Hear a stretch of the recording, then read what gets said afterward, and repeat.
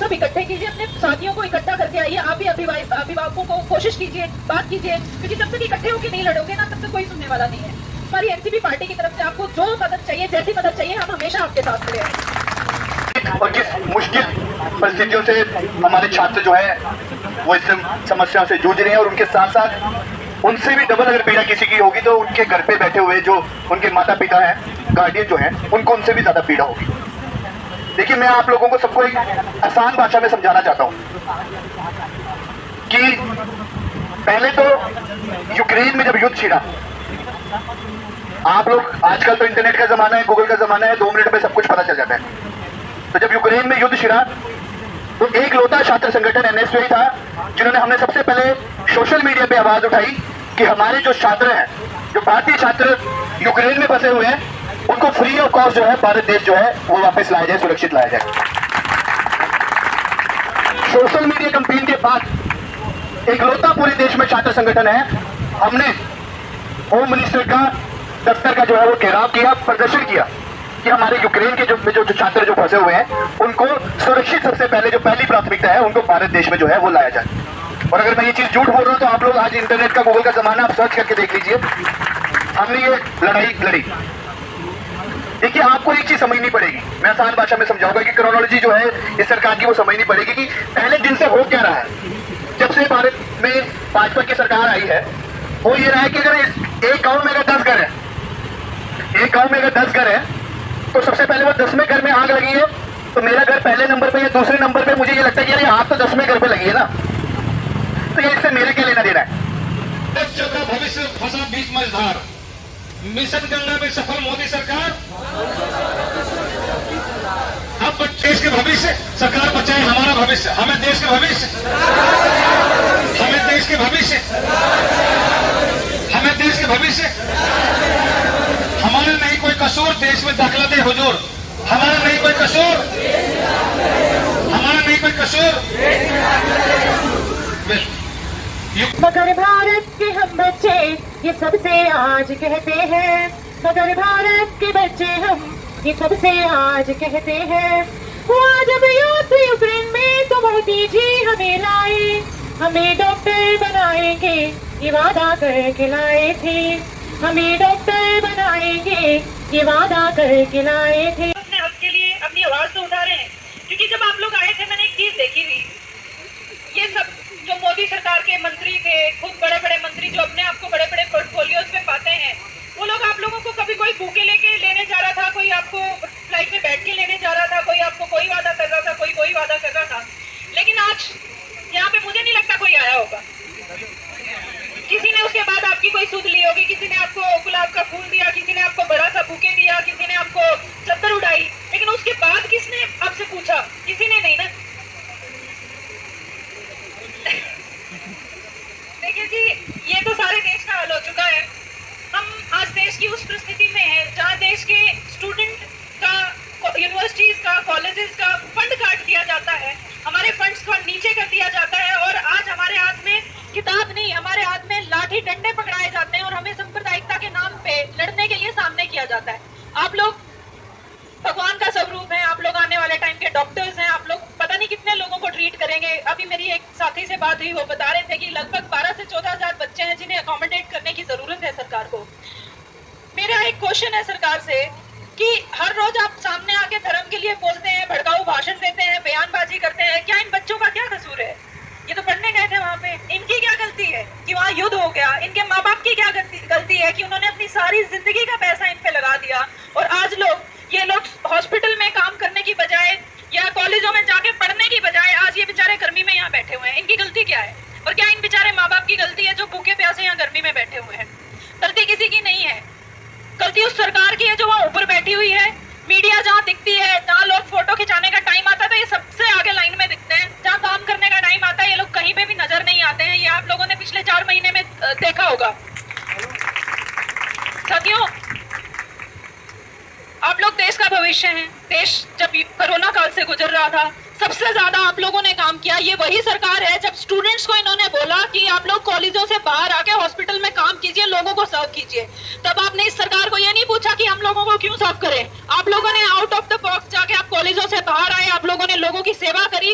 पूरे कोरोना काल में डॉक्टरों ने भगवान से भी अगर ऐसे भी गवर्नमेंट ना सोचे, इस चीज को लेकर ना सोचे, तो मैंने बताया कि जो प्रधानमंत्री जी की जो आयुष्मान भारत योजना थी उसके अंदर वो एक अपना प्लस पॉइंट दे सकते हैं कि हमने 2018 में इसको अनाउंस तो कर दिया, लेकिन हम इसको प्रैक्टिकली कैसे पॉसिबल करें? तो डॉक्टरों की कमी है।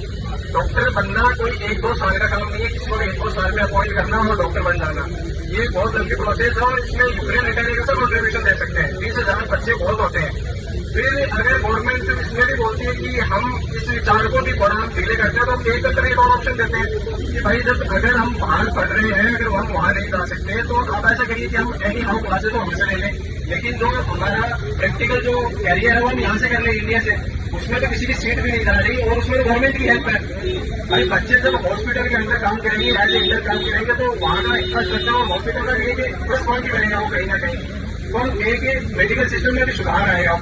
फिर इसमें अगर गवर्नमेंट ये भी ना सोचे, तो इसमें बारे में ऐसा सोच सकती है कि भाई जो इतना अमाउंट है, इतना जो पैसा बाहर जा रहा है, अगर वो इंडिया में आ जाए तो इसमें भी गवर्नमेंट का कहीं ना कहीं फायदा है। तो अगर हमें इन्रोल करते हैं तो इसमें गवर्नमेंट का कोई नुकसान नहीं है। फिर अगर इन सब बातों को साइड में रखिए, अगर वो एक इंडियन होने का अगर वो हमें एक समझते हैं, इंडियन बच्चों के दिल की भावनाओं को समझते हैं, तो मैं बता दूं कि सबको पता है कि इंडिया जब से आजाद अपना भारत हुआ है, तो रशिया ने हमें इंडिया को अच्छे से सपोर्ट किया। ये दुनिया जानती है बात, इंडिया रशिया को सपोर्ट करेगा और करता रहेगा। ये बात यूक्रेन को भी पता है। एनी हाउ जो बाहर खत्म भी हो जाएगा 6 महीने बाद, 1 साल बाद, अगर बच्चे वहां जाएंगे तो उस डिस्क्रिमिनेशन का हिस्सा बनेंगे, और ये कन्फर्म है। भाई दुश्मन कंट्री को जो कंट्री सपोर्ट करेंगे, उसके बच्चे अगर वहां जाएंगे तो उसके साथ भेदभाव होना तय है। ये चीजें हम अपने इन्वायरमेंट में दे सकते हैं, तो वो विदेश में जाकर हम क्या कर सकते हैं? वहां पर ये चीजें होनी जरूरी है। आपको सबको पता ही होगी भी, हम वहां रहे 4 साल, हमें पता है ये पक्का होगा कि हम तो वैसे जैसे निकलेंगे, लेकिन जो बच्चे फर्स्ट ईयर में, सेकंड ईयर में, उनका क्या होगा?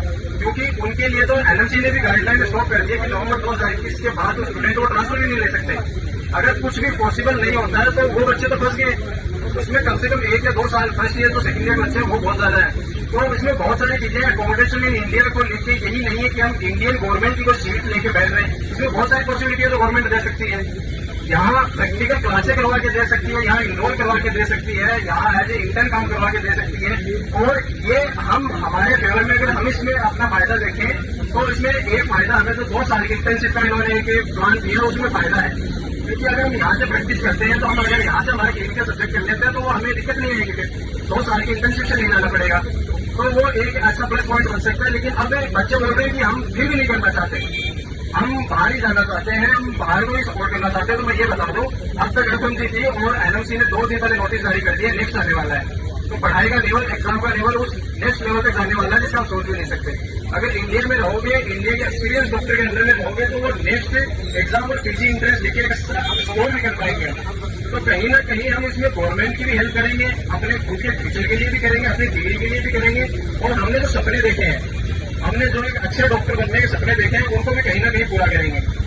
उम्मीद है कि आप इस मैसेज को समझेंगे और इसकी सीरियसनेस को समझेंगे, क्योंकि अकोमोडेशन इन इंडिया एक छोटा प्लान नहीं है, इसमें बहुत सारी पॉसिबिलिटी है। गवर्नमेंट एक ऐसा वर्ड देख रही है कि अकोमोडेशन इंडिया वो तो पॉसिबल नहीं है भाई, लेकिन इसमें बहुत सारी चीजें बता दी मैंने। आप प्रैक्टिस करवा सकते हो, आप यहाँ पर इनरोल कर सकते हो, यहाँ पर एज ए इंटर्न हमें ड्यूटी दे सकते हो, आप हमें डबल इंटर्नशिप से बता सकते हो। तो इसमें तो बहुत सारी चीजें हैं। तो अगर अभी जब इंटर्नशिप का ये बात आ गई कि नेक्स्ट की बात आ गई, फिर बोलते हैं कि हम तो कुछ भी नहीं करेंगे, ट्रांसफरिंग के लिए अलाउ करेंगे। तो मैं ये बता दूं, जब एक इंडिविजुअल स्टूडेंट की बात होती है, तो कैसे न कैसे कहीं ना कहीं एडजस्ट कर लेता है। लेकिन 20,000 बच्चों में तो जरूरी नहीं कि सभी सही जगह चले जाए, किसी न किसी का फ्यूचर भी फंस सकता है वहां पर, किसी न किसी की डिग्री भी फंस सकती है। जब एमबीबीएस में तो पैसा लगता है, तो हमारे पेरेंट्स वो जिस दिन एडमिशन करवाते हैं उस दिन से कैलकुलेट करते हैं। और आपको पता है 4 साल पहले डॉलर का रेट 70 था, 70 था, और आज 80 हो गया है। तो वो बजट में फ्लक्चुएशन ऑटोमेटिक आ गया है। अगर हम ट्रांसफर को लेकर देखें, तो 5 से 7 लाख रुपए उस बजट के अंदर ऐसे इंक्रीज हो जाएंगे जिसको पता भी नहीं चलेगा।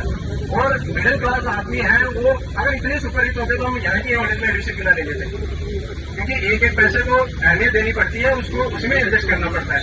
फिर इसी बात को हमें गवर्नमेंट को समझाना है, क्योंकि हम अपन इन द एंड है तो डॉक्टर ही, हम है तो यहीं के बच्चे, अगर हम कहीं से भी पढ़ के आते हैं इन द एंड हमें तो गवर्नमेंट ऑफ इंडिया की सेवा करनी है, हम तो देश की जनता है, बाहर की जनता है, उसी की तो सेवा करनी है। यहीं पर तो रहेंगे हम वहाँ से पढ़ के भी आएंगे तो हम कैसे तो थोड़ी वो विदेश चले जाएंगे आगे की पढ़ाई करने हो रही।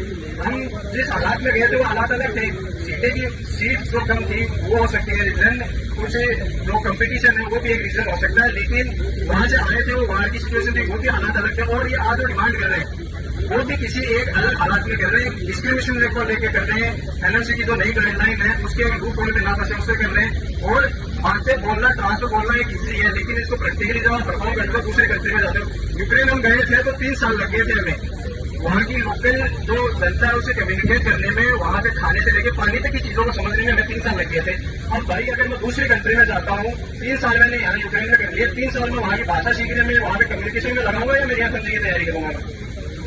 मेरे को मेरी जो एनर्जी है वो अपने आने वाले जो फ्यूचर प्लान है उनमें देनी पड़ेगी, क्योंकि मैं वहाँ अपनी कंट्री में दूसरी कंट्री में जाके वहाँ पर एडजस्ट नहीं कर सकता वहाँ पर। और ये एक मतलब बोलने में आसान है कि ट्रांसफर ले लो, लेकिन दूसरी कंट्री में जाते हो तो खाने से लेके पानी से लेके रहने तक आपको हर चीज में एडजस्ट करना पड़ता है। दूसरी कंट्री जाते हो तो घर का एक बजट होता है, उसमें भी कहीं ना कहीं एडजस्ट करना पड़ता है, उसमें भी एक फैमिली प्रेशर आता है, एक पैसे को एडजस्ट करना पड़ता है। बस वही चीज है, हम गवर्नमेंट जब हमारे साथ दे रही है तो हम भी गवर्नमेंट का साथ दे रहे हैं। अगर वो हमें यहाँ इन्वॉल्व करते हैं तो हम भी as a intern, as a doctor और एज ए मेडिकल वर्कर काम करके यहाँ के वो मेडिकल सिस्टम है उसको सुधार कर सकते हैं। कहीं ना कहीं डॉक्टरों की कमी है उसको पूरी कर सकते हैं। अब कोरोना आए हुए ज्यादा टाइम नहीं हुआ, ऐसा को पता है 2019 में आया था। जब कोरोना आया था तो डॉक्टर भगवान के बराबर हो गए थे, सबको पता है। और आज उन्हीं की अगर बात आती है तो सब पीछे हट रहे हैं। तो इस बात को आपको सबको समझना पड़ेगा और ये मैसेज सबको सब तक पहुंचाना पड़ेगा ताकि लोग इस दौर को समझ सके इस चीज को। क्योंकि बोलना सब आसान है, लेकिन जब खुद पे बीतती है तो सबको पता लगता है कि कहाँ दर्द होता है कहाँ नहीं होता है। जब पैसे की बात आती है, अपने फ्यूचर की बात आती है, अपने करियर की बात आती है, अपने ड्रीम्स की बात आती है, तो सबको कहीं ना कहीं हर्ट होता है। और सच बात यही है, जिसमें बीतती है उसी को पता लगता है।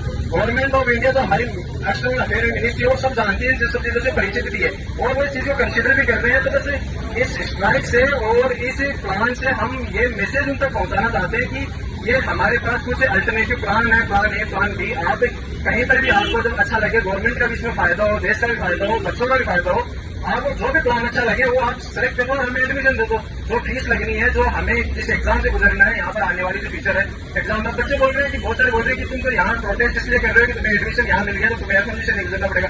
मैं अभी ये बोलना चाहता हूँ कि 20,000 बच्चे हैं जो बाहर पढ़ रहे हैं, उनमें से एक बच्चा भी ये नहीं बोलना चाहता है कि मेरे को एफएमजी नहीं देनी, वो सब एफएमजी देने को तैयार है। तो मेडिकल सिस्टम इंडिया का अलाउ करता है, उससे वो फेस करने को तैयार है, उसमें उसके अंदर रह के वो प्रैक्टिस करने को तैयार है। तो आपको ये सिंपली मैसेज गवर्नमेंट को पहुंचाना है कि यहाँ पर एडमिशन जब आप दोगे तो उसकी पॉसिबिलिटी क्या है, उसका प्लान क्या है। सब प्लान जानना चाहते हैं कि भाई बोल दिया एडमिशन देना नहीं होगा पॉसिबल, लेकिन उसके प्लान है। जो सीटें बची हैं उनमें इनरोल कर सकते हैं, प्रैक्टिस दो यहाँ पर ऑनलाइन प्लस यहाँ की प्रैक्टिस में हम इनरोल हो सकते हैं। तो बहुत सारी चीजें हैं, तो कहीं ना कहीं तो एक सोल्यूशन दे, क्योंकि हमारे पास अभी 5 महीनों से तो कोई सोल्यूशन है ही नहीं है। तो इसमें कहीं ना कहीं गवर्नमेंट एक अपना प्लस पॉइंट देकर हमें कोई ना कोई सोल्यूशन दे सकती है। और यही एक सिंपल मैसेज आपको गवर्नमेंट तक पहुंचाना पड़ेगा। और मुझे तो उम्मीद है पूरी की गवर्नमेंट सुनेगी भी हमारी, क्योंकि हम सिर्फ पढ़ाई की बात कर रहे हैं यहाँ पर, और गवर्नमेंट से कोई उम्मीद नहीं कर रहे कि हमें ऐसा कर दो वैसा कर दो। पढ़ाई से रिलेटेड डिमांड है और जो डॉक्टर की डिमांड है। होपफुली आप इस मैसेज को समझेंगे। आपका बहुत बहुत धन्यवाद।